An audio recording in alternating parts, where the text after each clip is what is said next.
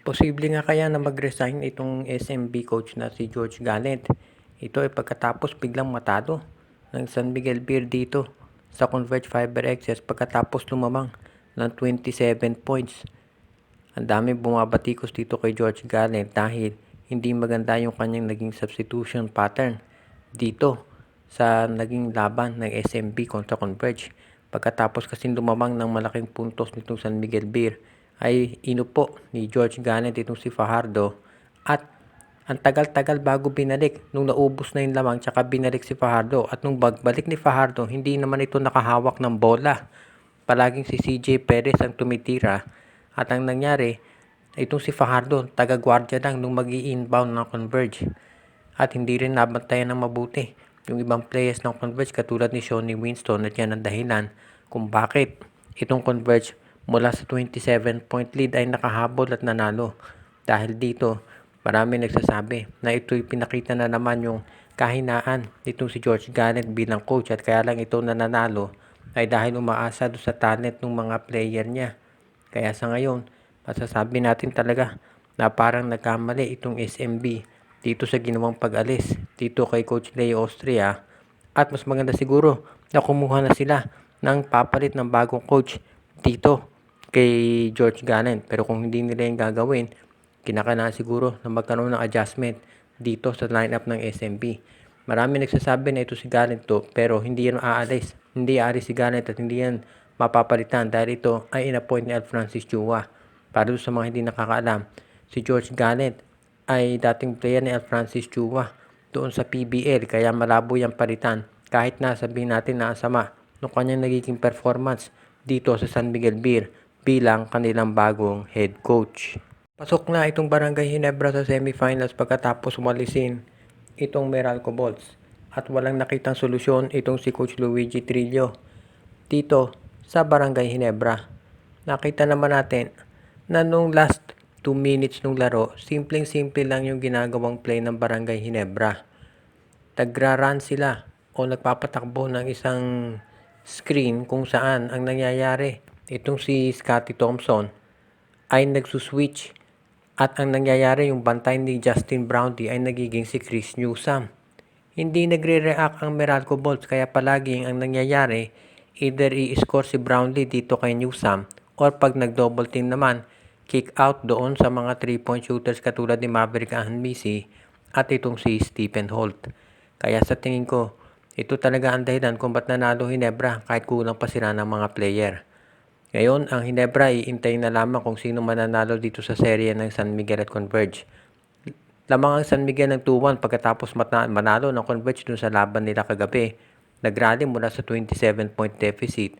Pero maraming naniniwala na San Miguel pa rin ang papasok dyan dahil para makapasok ng Converge, kailangan nilang talunin ng SMB ng 3 sunod.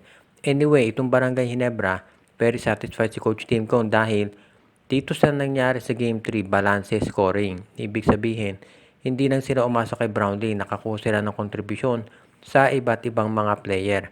Kaya yan ang aabangan natin dito ngayon kung ano naman ang magiging adjustment dito sa Meralco Bolts. Malamang magkaroon ng mga trade yan siguro dahil syempre hindi masaya itong management na nangyaring sweep.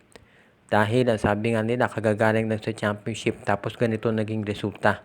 At nangyari pa yan sa kamay ng Ginebra, yung kanilang karibal. Kaya asahan natin na itong Meralco Bolts magdadagdag yan ng mga players para dito sa Commissioner's Cup. Yung laban mamaya, itong Magnolia Chicken Templados at itong NLEX Road Warriors ay parehong must win sila.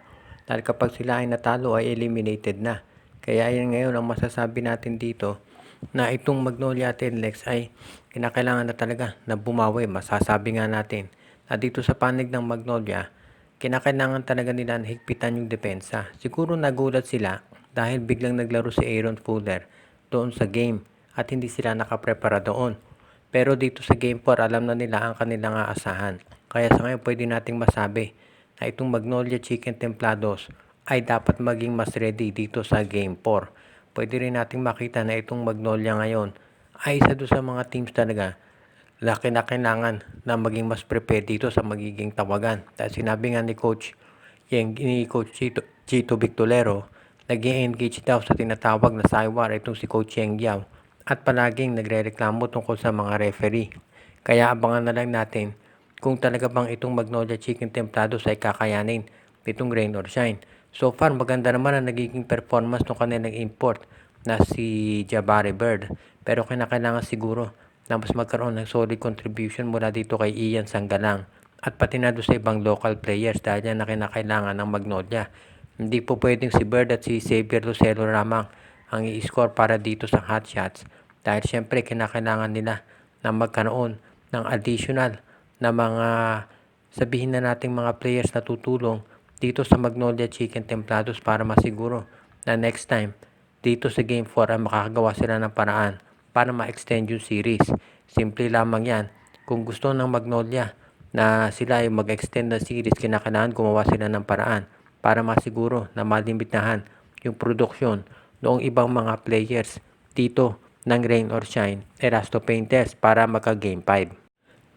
Sa ngayon naman, ang balita natin, itong PBA daw ay sususpindihin yung referee dito sa laban ng Rain or Shine at Magnolia at yung sa San Miguel at Converge. Yung referee dito sa Magnolia at Rain or Shine ang isususpend dyan yung hindi nakatawag ng goaltending dito kay Xavier Lucero.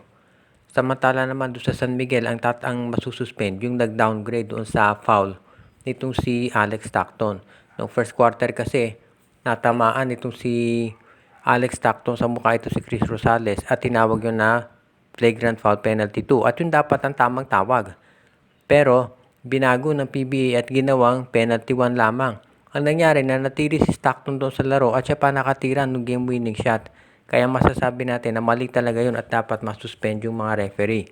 Pero ang nakapagtataka ayon dito sa mga observers, bakit dito sa case ni Ian Sanggalang ay hindi pa nakapagde-decide yung mga PBA officials. Kapag SMC ang nadidehado sa officiating, ay ang bilis nila na mag-decide. Pero pag dito, nakatulad niya na player ng Rain or Shine ang naapektuhan, itong si Aaron Fuller, hanggang ngayon ay wala pang desisyon itong PBA. Kaya marami nga nagsasabi na bias talaga officiating dyan. So antayin na lang natin kung ano magiging resulta nito. At kung merong mga iba pang desisyon na gagawin. Ang importante dito, yung mga tawag ng mga referees dito sa playoffs ay pasama ng pasama at yan ang dahilan kung bakit yung mismong mga laro ay naaapektuhan. Kaya sa ngayon marami nagsasabi na sayang yan dahil maganda pa naman yung mga games. Pero pinapabayaan ng mga referees na ito'y masira dahil sa kanilang inconsistency at very poor performance. Kaya sa ngayon, abangan natin kung magkakaroon ng pagbabago dito at kung ang PBA nga ay gagawa ng hakbang para masiguro na sa susunod ay magiging mas maganda na ang tawagan ng mga referees dito sa games. Shoutout kay Joseph Pineda, kay RG Bueno at Dalina family, kay Michael D, Joshua Giray, Espejo at Rosales family, Anthony Alon family, Malyari Mascarinas, kay Enju, Edwin Carmona Jr., binabati din natin, si Katsakino Ducusin, si Romeo Conchada, si Malyari Mascarinas, si Mitch Bagares, Junjun, Angie, Patpat at B-Boy Matas, Jervin Chris, Lolito Kakayon, pati na rin si Alicia Garcia, Ireneo Salangsang, Dexter Tomer at ang iba pa nating taga-subaybay.